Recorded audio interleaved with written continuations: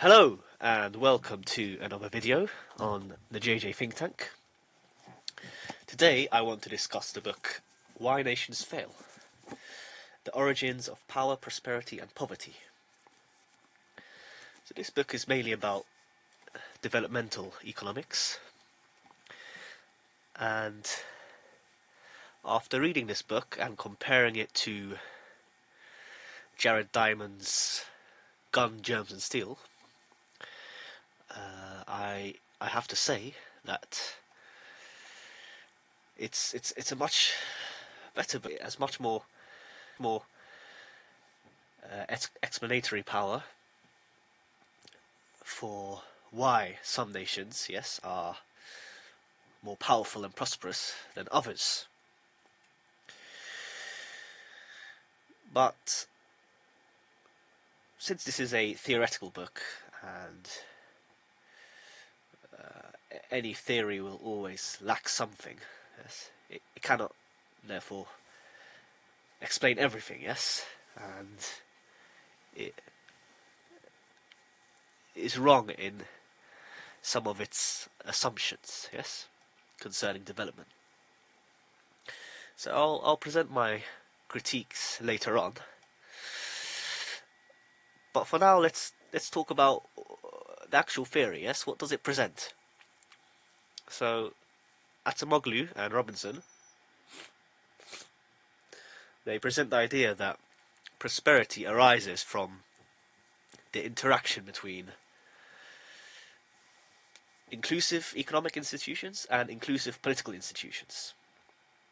So, whenever there is such an arrangement in a country or a state or a nation, yes, creates a virtuous cycle of wealth creation that cannot be matched by other arrangements. For instance, exclusive economic institutions with exclusive political ones, yes? So, what does this term mean? These terms, yes? Inclusive and exclusive institutions. So, pretty self-evident, yes? Pretty obvious that exclusive political institutions are ones that do not allow power to be shared, yes, with new individuals, new factions of the society, yes. So, if they are exclusive, it means that if someone tries to create a new order or to usurp the authority and power of a given individual government, then this is not possible, yes, because a path is blocked for this to happen. The same is the case with exclusive economic institutions, yes? They do not allow for new individuals with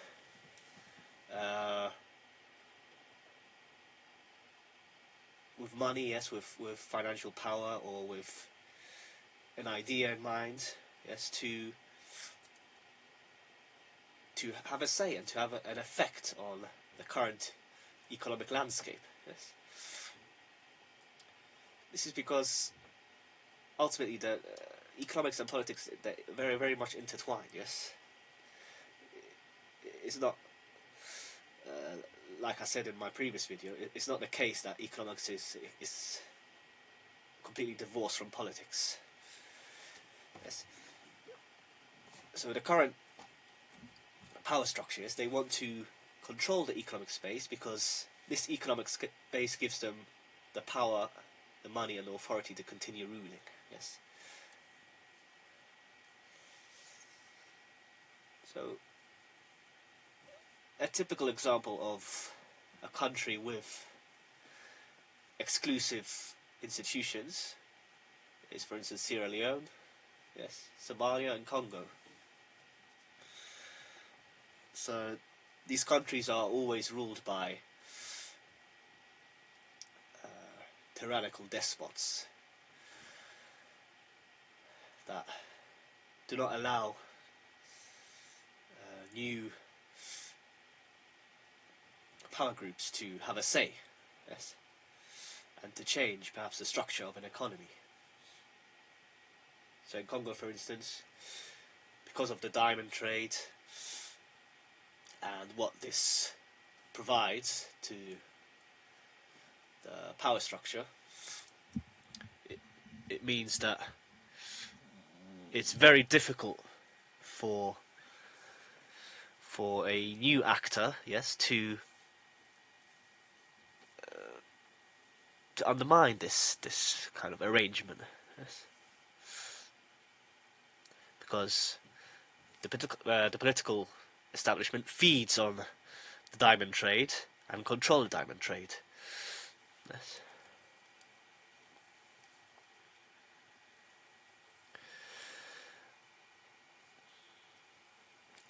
So, in essence, this is really the theory. It's not nothing too complicated, and in essence, these structures, yes, they prevent the rise of creative destruction to occur, for new technologies to arise to then have an impact on which strata of society has power. So one example would be, in the past, the Industrial Revolution. So many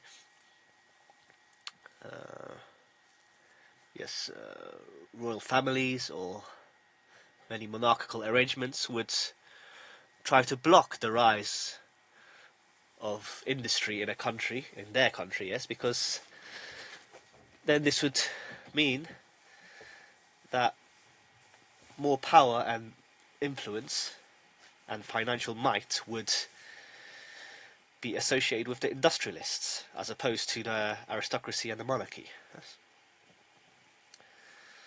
And this is just one example, there are many others. Yes.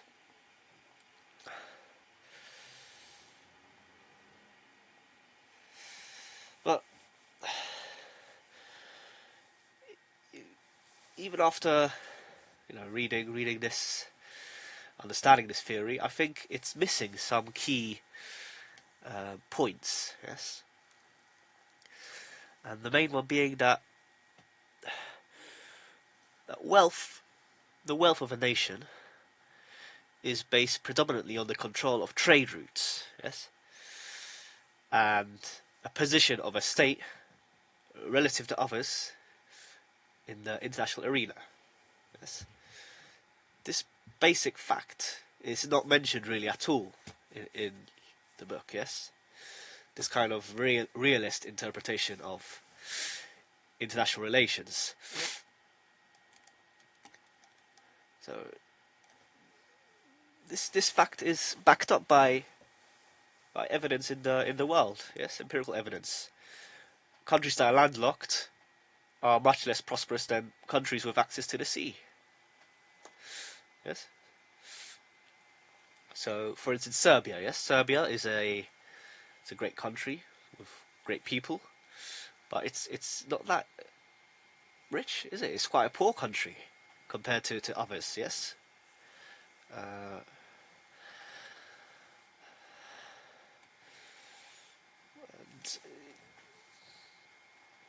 in general, we could just say, oh, look at a small country such as, I don't know, Denmark. Yes. It's less prosperous than others because it has a smaller state.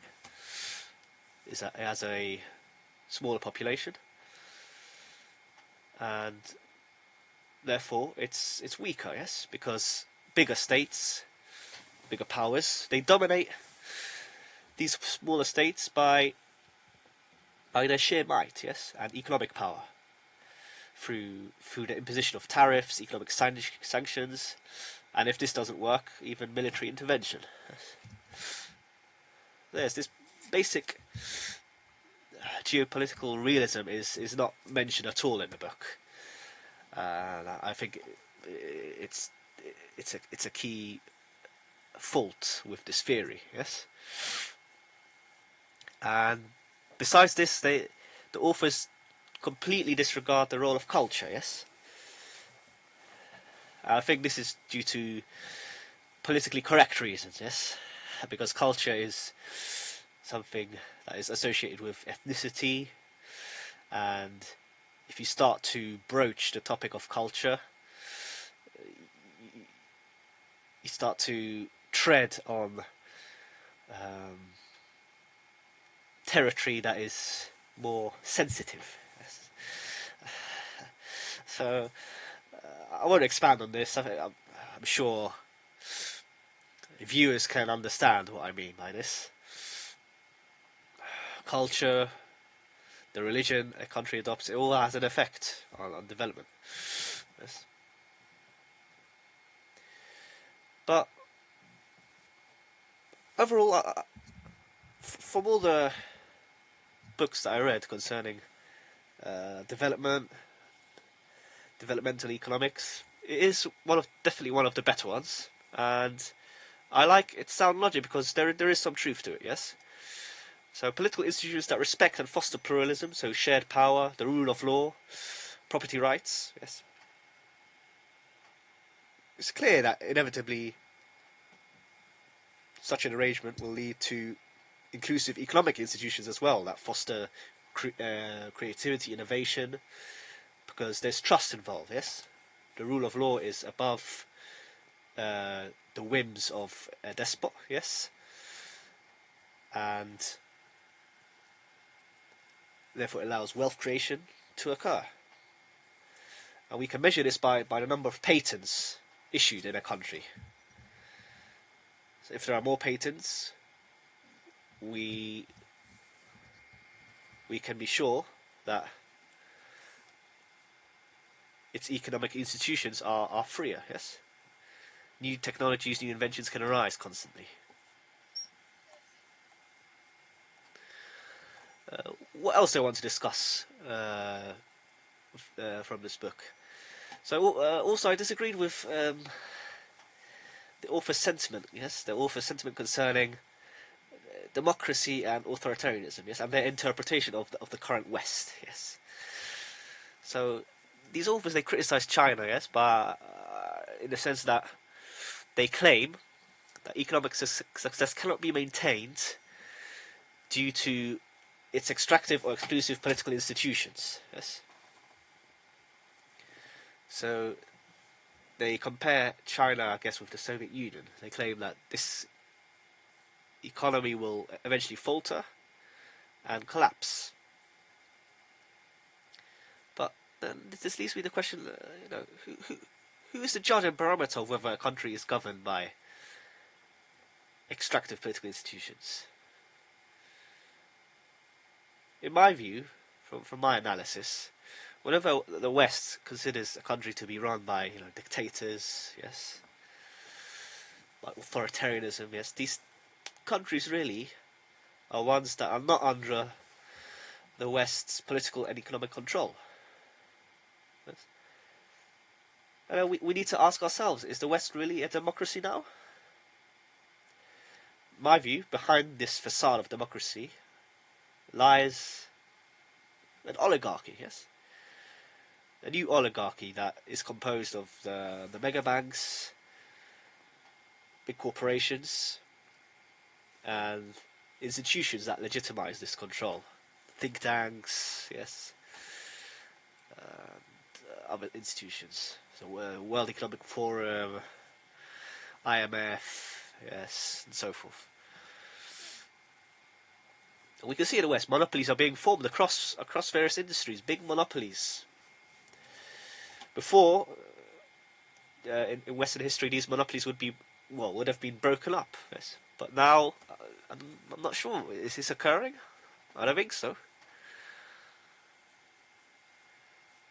Corporations are gaining more and more power. Yes.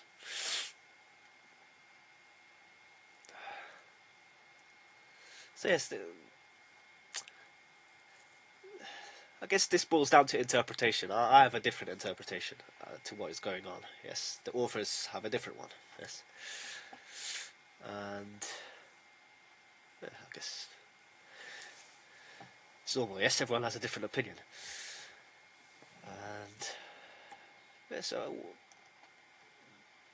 lastly, I would also highlight the historical element to the book, yes. And I like the way the authors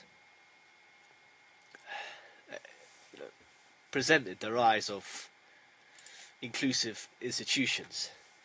So, for instance, the Glorious Revolution in England, I liked how they described the way in which this gave a wider section of society power, yes, to the detriment of the monarchy, and how this eventually laid the ground for further development, namely the Industrial Revolution, yes. Also, when the authors discussed history, they noted that, in essence, what is really important is in history are key events that then have a greater impact on future events, yes.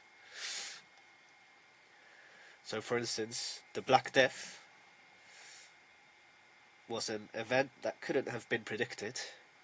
It was a contingent event, in many ways, but it had a massive effect on the feudal order, because it broke down the feudal order completely.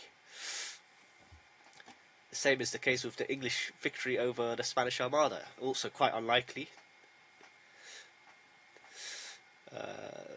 Many commentators at the time believed this was not possible due to the power of the Spanish Armada, but the English won, yes.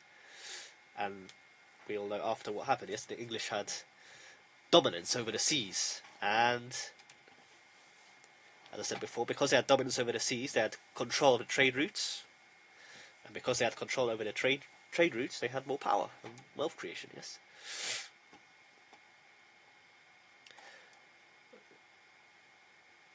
I also, however, disagreed with the author's views on Eastern Europe, yes. They classified Eastern Europe as always being feudal and more despotic, but I know a bit about Polish history, and the Polish-Lithuanian Commonwealth, it was a mighty federative union, and it created great prosperity and gave greater rights to many strata of society.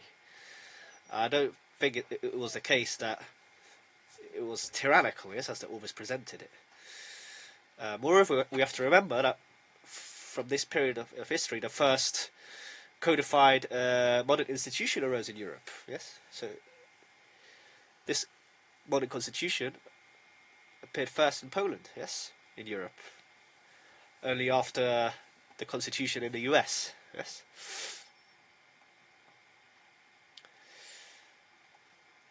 So yes, I guess this is all I wanted to discuss about the book.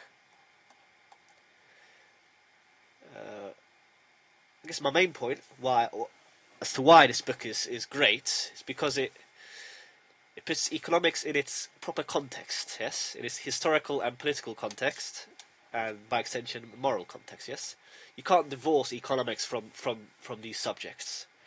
This is what I mentioned in my previous video. You can't, because otherwise you'll never understand really how economics works. What is economics? Yes, why it matters, and its importance for the citizen. Yes, to understand. And as the authors say, the lay of the land cannot be understood. Yes? I like this phrase, the lay of the land. Yes, lay of the land. Who has the power? Who hasn't? Yes. What creates power? What doesn't? What creates wealth? What doesn't? Yes. So I end this quote I'll end this video, excuse me, with a quote from Ha-Joon Chang. Yes. So economics is a political argument. It is not and can never be a science. There are no objective truths in economics that can be established independently of political and frequently moral judgments. Therefore, when faced with an economic argument, you must ask the age-old question, Cui bono? Who benefits? First made famous by the Roman statesman and orator Marcus Tullius Cicero. So yes, I hope you found this video informative and interesting. Please like and subscribe, it will help me to grow the channel and carry out more interesting discussions about important topics in the world and in our life. All the best and take care.